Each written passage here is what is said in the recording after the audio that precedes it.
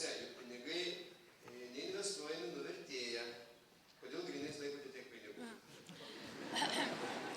Na, čia jau kažkaip labai ir neįvertinate manęs. Nu, namuose laikau beveik nieko.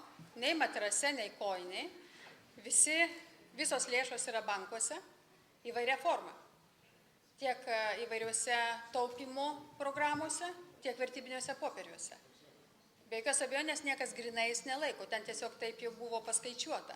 Na, o dėl milijono tiesiog norėčiau pasakyti, kad mano programoje skaidrumas yra svarbiausias ginklas ir viešumas. Tai deklaruodavau kasmet savo pajamas Lietuvos mokesčių inspekcijoje, nors pagal įstatymą formaliai to galėjau ir nedaryti. Taigi mano visos pajamos yra iš atlyginimo, kuris yra 3 kartus didesnis komisaro Europos negu Lietuvos prezidento. 300%. Ir tai darau sąmoningai, nes noriu, kad apie mane būtų viskas aišku.